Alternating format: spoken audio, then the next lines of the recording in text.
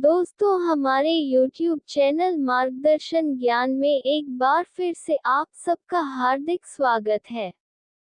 दोस्तों, हिंदू धर्म में सावन का महीना बेहद पवित्र माना जाता है।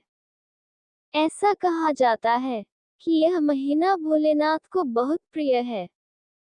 इसलिए इस महीने में आने वाले अमावस्या का महत्व और भी बढ़ जाता है। सावन अमावस्या को हरियाली अमावस्या भी कहा जाता है।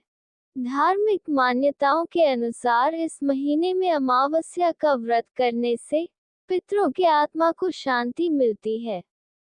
यदि आप भी सावन अमावस्या के दिन अपने पितरों की आत्मा की शांति के लिए व्रत रखने की सोच रहे हैं, तो आपको उस दिन इस कथा को जरूर पढ़नी और सुननी चाहिए।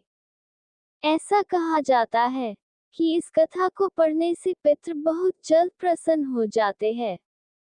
तो आइए हम इस अमावस्या की व्रत कथा का श्रवण करें। पौराणिक कथा के अनुसार एक नगर में एक प्रतापी राजा रहता था। उन्हें एक बेटा था जिसका विवाह हो चुका था। एक दिन राजा की बहू ने चोरी से मिठाई खा ली और नाम चूहे का लगा दिया, जिसकी वजह से चूहा बहुत गुस्सा हो गया और उसने मन ही मन ठान लिया कि वह चोर को राजा के सामने लेकर आएगा। एक दिन राजा के यहाँ कुछ मेहमान आए। सभी मेहमान राजा के कमरे में सोए हुए थे। क्योंकि चूहा को बहुत गुस्सा था, इस वजह से वह रानी की साड़ी को ले जाकर उस कमरे में रख दिया। जब सुबह में मेहमान की आंखें खुली और उसने रानी का कपड़ा देखा, वह ये देखकर हैरान रह गया। जब राजा को इस बात का पता चला, तो उसने अपनी बहू को महल से निकाल दिया।